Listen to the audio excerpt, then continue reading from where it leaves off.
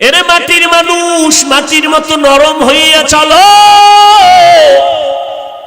কয়দিনের গরম ভাব দিয়ে চলবা। গরম ভাব দেখাইয়া নমরুদ টিকতে পারে নাই, সাদ্দার টিকতে পারে নাই, কারুন টিকতে পারে নাই, আবু জাহাল টিকতে পারে নাই। এক এক করে সব বিদায় হয়ে গেছে। ও আল্লাহর বান্দারা, এখনো সময় আছে, নবীর মোহাব্বতে তরিকাটা গলার মালা বানাও। ও এলাকার মুসলমান, ও পর্দার আড়ালের আম্মা জানেরা, বোনেরা, ও বৃদ্ধ বাবাজি, মাটির মতো নরম তবিয়তটা, অভ্যাসটা অন্তরে নিয়া সন্তানগুলোকে আদর্শওয়ালা বানাও। দুনিয়া কিছুই না রে বাবা। আজকে আমি টাকার গরম দেখাই, আমার শিক্ষার গরম দেখাই, আমার গরমের মেয়াদ কত জানেননি? আমার বক্তাগিরির একটা গরম আছে। আমার মতো বড় কণ্ঠওয়ালা বক্তা বাংলাদেশে নাই। এই যে গরম গরম ভাব দেখাইয়া চলবো, এই গরমের মেয়াদ কত? আজরাইল আসা পর্যন্ত। আজরাইল যখন এসে হাজির হয়ে যাবে, তখন তিনটা সাদা কাফন আমার জন্য রেডি হয়ে যাবে। কে বক্তা, কে শ্রোতা, কে ইমাম, কে মুক্তাদি, কে ডাক্তার, কে রোগী, কোনো ভেদাভেদ থাকবে না। তিনটা সাদা কাফনের প্যাকেটে আপনিও যাইবেন, আমিও যাব। ওই প্যাকেটটা বানাইয়া যখন বাঁশবাগানে কবরের মধ্যে রেখে সবাই চলে যাবে, ওই কবরে কোনো ফেরেশতা জিজ্ঞাসা করবে না তুমি কয় নাম্বারের নেতা, কয় টাকার মালিক, তোমার বাড়ি গাড়ি কেমন, শিক্ষাগত যোগ্যতা কেমন। আমি হাফিজুর রহমানকে যেই প্রশ্ন করবে, আপনাকে সে একই প্রশ্ন করবে। সমস্ত কবরওয়ালাদের তিনটা প্রশ্ন করবে। রবের পরিচয় দাও, ধর্মের পরিচয় দাও, রাহমাতুল লিল আলামিনের পরিচয় দাও। এই তিনটা প্রশ্নের জবাব যারা দিতে পারবে, মদিনার নবী বলেন তাদের কবর হবে রওজাতুম মির রিয়াজিল জান্নাহ। আর যারা জবাব দিতে পারবা না, তাদের কবর হবে হুফরাতুম মিন হুফারিন নার। ও আল্লাহর বান্দা, কয়দিনের যৌবনের বাহাদুরি করবি? আল্লাহ বলেন সব মাখলুক তোমার গোলাম বানায় দিলাম। আসমানটাও তোমার গোলাম, সূর্য তোমার গোলাম, জমিন তোমার গোলাম, বাতাস তোমার গোলাম। কেমন গোলাম দেখছো নি? সূর্যের তাপ তোমরা ব্যবহার করো, নিতেছো, গ্রহণ করো, কোনো বিল নেই। আমি আল্লাহ পানি দিলাম ফ্রি, কোনো বিল নিলাম না। আমি আল্লাহ বাতাসটাও ফ্রি করে দিলাম, কোনো বিল চাইলাম না রে গোলাম। মাটির সৃষ্টির মানুষগুলো তোর সম্মান দিলাম সবার উপরে বাড়াইয়া। আর এই সম্মানটা যদি ধরে রাখতে পারো, আমি আল্লাহ ওয়াদা করলাম তোরে দুনিয়াতেও বাদশার চেয়ারে রাখবো, পরকালেও তোরে বাদশার চেয়ার দিয়া বিনা হিসাবে জান্নাত দিব। আর এই বাদশাহী যদি চাও, তোমার এই ঐতিহ্যকে ধরে রাখো। আর ঐতিহ্যকে যদি ধরে রাখতে চাও, তাহলে মাটির গর্বের মানুষ, মাটির দিকে তাকাই একটু নজর করো। মাটির মধ্যে একটা গুণ আছে, সেই গুণটা তোমার মধ্যে জমা করে নাও। বলে মাটির মধ্যে কি গুণ আছে? নজর করিয়া দেখো। একটা জমিনেরে 13 বার জাল দলিল দিয়া বিক্রি করিয়া দালালেরা কত টাকা খাইলো? আসেনি? আল্লাহ কয় দেখ, এই জমিনটা কারোর সাথে বেয়াদবি করে নাই। এই জমিনের মধ্যে কত মানুষ মদের বোতল নিয়ে লাফায়। এই জমিন মাটির মধ্যে বৈশা কত মানুষ জিনা করে। মাটি তো কারোর সাথে খারাপ আচরণ করে না। যত জুলুম অন্যায় অত্যাচার গুলো ধৈর্যের সাথে মেনে নিতেছে। মাটি যদি মেজাজ গরম করে, দুনিয়াটা ধ্বংস করতে একটা সেকেন্ড লাগবে না। শরীয়তপুরের মানুষগুলো মাটি আর বাড়ি সহ পানির মধ্যে চলে গেল। এরে আল্লাহর গোলাম, এখানে যদি আল্লাহ অর্ডার করে মাটি তুই 50 ফিট নিচে ধসে যা, মাটি ধসে যাবে। বাড়িঘর শুদ্ধ মানুষ আর ঘরও বলতেও কোনো সময় পাবে না। আল্লাহ তাআলা বলেন মাটির মধ্যে তাকায় দেখ, এই মাটির মধ্যে একটা গুণ আছে। এই মাটি যত জুলুম করা হয়, কারো সাথে খারাপ আচরণ করে না, বরং নিজের ধৈর্যের পাহাড় হইয়া সব মেনে নেয়। ও মাটির মানুষ, তোমার মধ্যে এই গুণটা অর্জন করো। তুমি গরম মেজাজ দেখাইও না, মাটির মতো নরম হইয়া জমিনে চলো। আল্লাহ বলেন ও মানুষ, তোমাদেরকে আমি আল্লাহ শক্ত মাটির থেকে বানাইছি, নাপাক পানির থেকে তোমাদেরকে আমি আল্লাহ রূপান্তরিত করলাম। ওই নাপাক পানিটাকে 40 দিন করে আমি আল্লাহ ফেরেশতার মাধ্যমে মেহনত করাইলাম। নাপাক পানি 40 দিনের শোধনের কারণে ওটা রক্ত জমাট রক্ত হয়ে গেল। জমাট রক্তকে আবার 40 দিন শোধন করার পরে গোশতের টুকরা, এর উপরে হাড্ডি, আবার 40-এর মেহনতে আবার এর উপরে গোশত। আমি আল্লাহ সুন্দর করে মায়ের গর্ভে সুন্দর একটা স্ট্রাকচার বানায় দিলাম। আমি আল্লাহ আস্তে আস্তে করে ধীরে ধীরে তোমার মতো মানুষটা আমি ফেরেশতার মাধ্যমে মায়ের গর্ভে সুন্দর করে বানিয়েছি। তো আল্লাহ বলেন আমি মাটির থেকে সৃষ্টি করেছি, এটাই আসল। নাপাক পানির থেকে যদি হয় তো কেমনে হবে? আবার মাটির থেকেই যদি আসল হয়, কই আমাদের তো নাপাক পানির থেকে আমরা আসছি, মাটির থেকে তো আসি নাই। এর জবাব হলো মাটির থেকে তোমাদের সৃষ্টি করার অর্থ হলো 1 নাম্বার, আমি তোমার বাবা আদমের ডাইরেক্ট মাটির থেকে আমি আল্লাহ নিজে বানায় দিলাম। আর আদমের পাজরের হাড় থেকে তোমাদের মা হাওয়া আলাইহিস সালামের আমি আল্লাহ বানাইছি জান্নাতের ভেতরে। আদম নবী জান্নাতে আরামে ঘুমায়, ঘুমের গভীরতার মধ্যে আমি রব্বুল আলামিন আদমের পেছনের হাড় নিয়ে হাওয়াকে বানাইয়া সুন্দরী রূপসী করে পোশাক পরাইয়া একটু দূরে আমি বসায়া রেখেছিলাম। আদম ঘুম থেকে উঠিয়া অচেনা সুন্দরী রূপসীকে দেখে আকর্ষণ বাড়তে লাগলো। আদম ওদিকে মন যায়নি, কয় যায়, বলে যাওয়ার আগে পদ্ধতিটা কমপ্লিট করে নাও। আমি আল্লাহ এর সাথে তোমার হালাল বৈধতার সার্টিফিকেট দিতেছি। বলে কেমনে? বলে আমার বিশ্ব নবী রাহমাতুল লিল আলামিনের উপরে 4 বার অথবা তুমি 11 বার দরুদ শরীফ পড়ো তো হালাল হয়ে যাবে।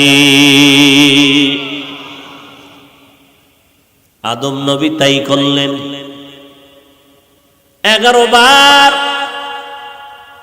মদিনাওয়ালা নবীর উপরে দরুদ পড়লেন। আম্মা জান হাওয়া হালাল হয়ে গেলেন। 2 জন জান্নাতে থাকবেন। আল্লাহ বললেন থাকো, আনতা ওয়া যাওজুকাল জান্নাতা ওয়া কুলা মিনহা রাগাদান হাইসু শি'তুমা। মনে যখন যা চায় জান্নাতের ভেতরে বিচরণ করো আর খাও, তবে সাবধান। একটা গাছকে ইশারা করে বললেন ওয়ালা তাকরাবা হাযিহিশ শাজারা, ওই গাছের নিকটেও যাইবা না, যদি যাও তো জালেম। ফাতাকুনা মিনাজ যালিমিন।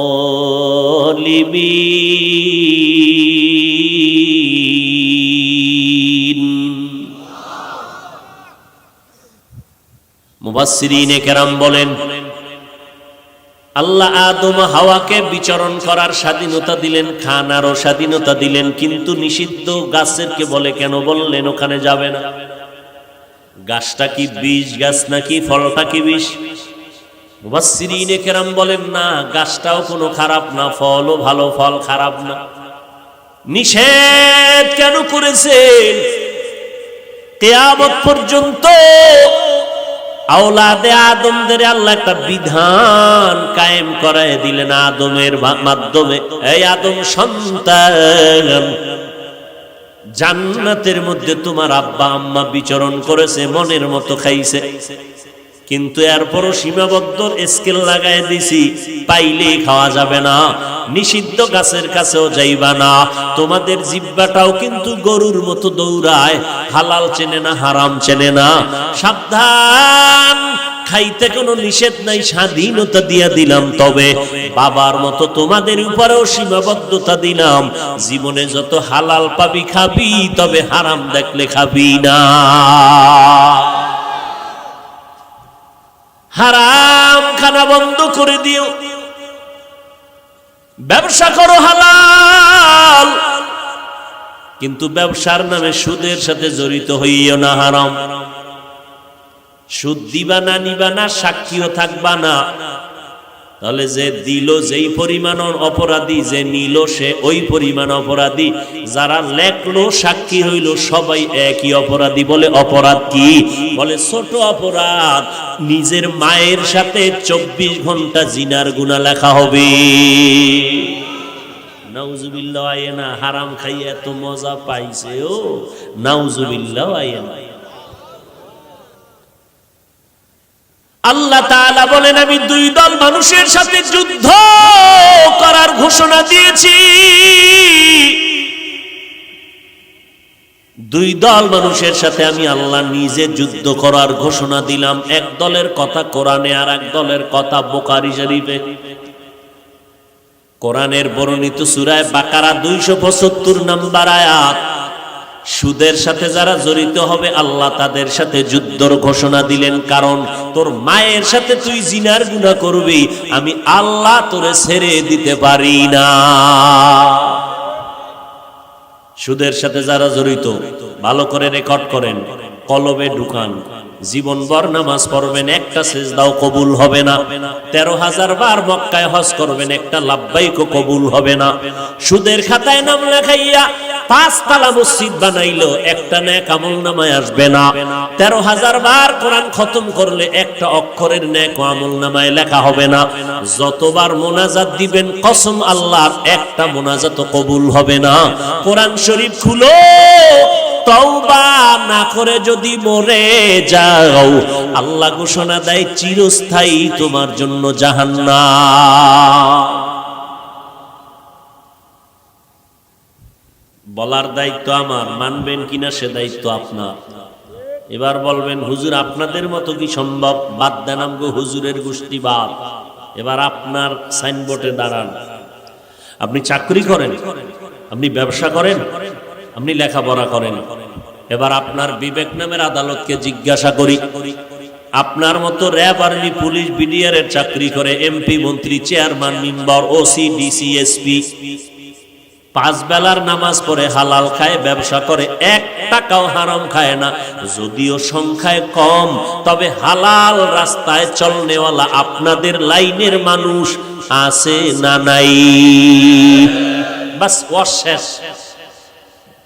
ইয়া আইয়ুহাল্লাযীনা আমানুত্তাকুল্লাহ ওয়া যারু মা বাকিয়া মিনার রিবা ইন কুনতুম মুমিনিন। আল্লাহ এই সুদের থেকে আমাদের গোটা জাতিকে হেফাজত করেন। আরো জোরে বলেন আল্লাহ তাআলা বলেন, আমি মানুষ মাটির থেকে সৃষ্টি করলাম, তোমাদের আব্বা এবং তোমাদের মা এই দুইজন। আল্লাহ নিষেধ করলেন ওই গাছের কিনারায় যাবা না, গেলেন শয়তানের ধোকায়। এরপরে দুজনকে ইতিহাস আপনারা জানেন, দুনিয়ায় পাঠায় দিলেন। দুইজনে দুই জায়গায় ছিলেন, এক সময় দুজন এক জায়গায় হলেন। আরাফার ময়দানে দুজনের বহু বছর পরে মোলাকাত হয়ে গেল। দুইজন এবার সংসার করা শুরু করলেন। রান্না বাড়ি করার জন্য আগুন দরকার, আমার আল্লাহ আগুনের ব্যবস্থা করলেন। এমন আগুন দিলেন যে আগুনে পাত্র পর্যন্ত পুড়ে যায়, রান্না হবে কি? দুইজন আদম ও হাওয়া আলাইহিমাস সালাম, দুইজনের সংমিশ্রণে বছরে বছরে 2টা সন্তান হতো। প্রত্যেক বছর 2 সন্তান, একটা ছেলে একটা মেয়ে। পরের বছর আবার একটা ছেলে আর একটা মেয়ে, যমজ। আদম নবীর শরীয়তে নিয়ম হলো আগের বছরের ছেলেটা পরের বছরের মেয়েটাকে বিয়া করবে, আপন ভাই বোন। আগের বছরের মেয়ে পরের বছরের ছেলের সাথে বিয়া হয়ে যাবে।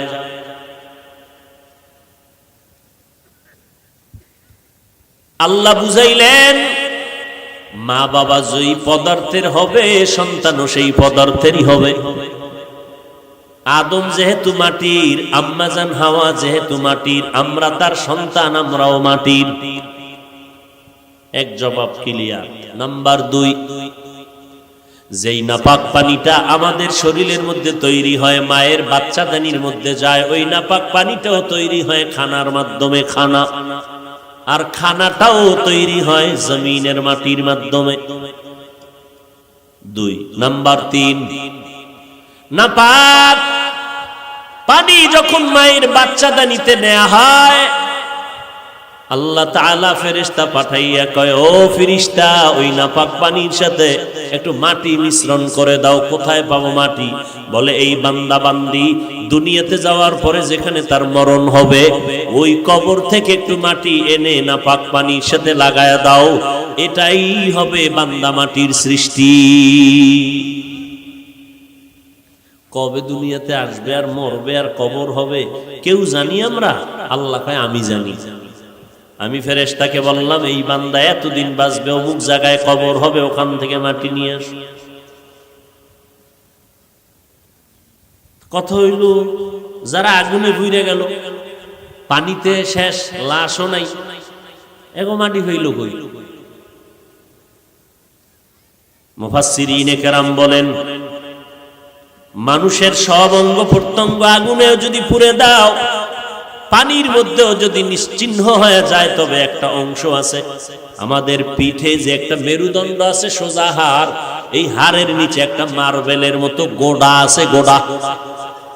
এটা কিয়ামতের আগ পর্যন্ত কখনো পানিতেও নষ্ট হবে না, আগুনেও পুড়বে না।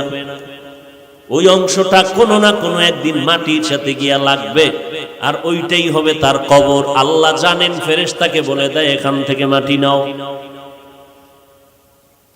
এতক্ষণ শুধু যুক্তি টুক্তি দিয়া প্রমাণ কি করতে চাইলেন উলামায়ে কেরাম? যে গোটা জগতের মানুষ মাটির সৃষ্টি। এত যুক্তি দিয়া মাটির সৃষ্টি প্রমাণ করতে চাইলেন কেন?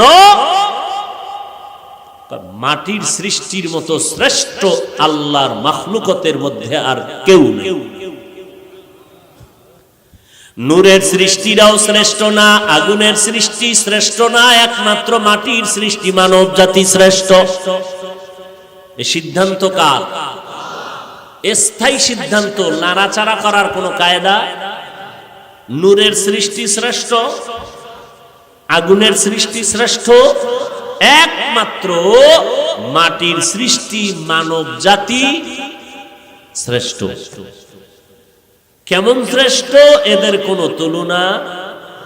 ওয়ালাকাদ কাররামনা বানি আদম ওয়া হামালনাহুম ফিল বাররি ওয়াল বাহরি ওয়া রাযাকনাহুম মিনাত তাইয়্যিবাত ওয়া ফাদ্দালনাহুম আলা কাসীরিন মিম্মান খালাকনা তাফদীলা।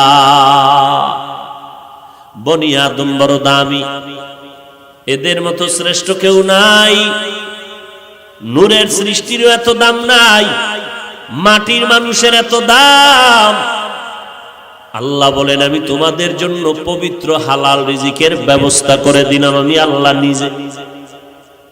গরুতে ঘাস খায়, ফ্যান খায়, খেরকুটা খায়, শুকরে পায়খানা খায়, কুকুরে ময়লা খায়, আর আমি আল্লাহ তোমার জন্য গোটা জমিনের মধ্যে পিওর খানার আয়োজন করে দিলাম হালাল।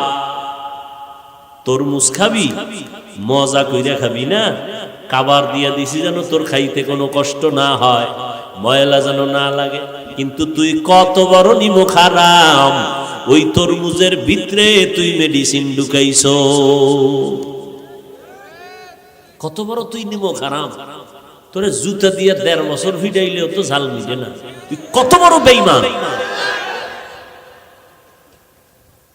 আল্লাহ তাআলা বলেন, তোরে আমি কত ভালোবাসি, আমি তোমার জন্য হালাল খানার আয়োজন করে দিলাম। পিওর মশলা লাগবে, মশলা, পেঁয়াজ, রসুন, আদা, তেজপাতা, এরপরে দারচিনি, এলাচি, তোর আব্বাই বানায় দি। আল্লাহ কয়, আমি জমিনে গাছ লাগাইয়া ব্যবস্থা করে দিছি। ওয়া আদাসিহা ওয়া বাসলিহা। তুই ভাত খাবি, চাল দরকার, আমি আল্লাহ পাক চালটারে কাবার করে দিলাম ধান। এইটারে বান্দা তুই প্রিপেয়ারিং করিয়া, শোধন করিয়া করিয়া তুই চাল বের করো। আমি আল্লাহ তাআলা ওই চালের মধ্যে এত ভিটামিন দান করলাম, তুই এত বড় নেমো খারাম ওই চালের মধ্যে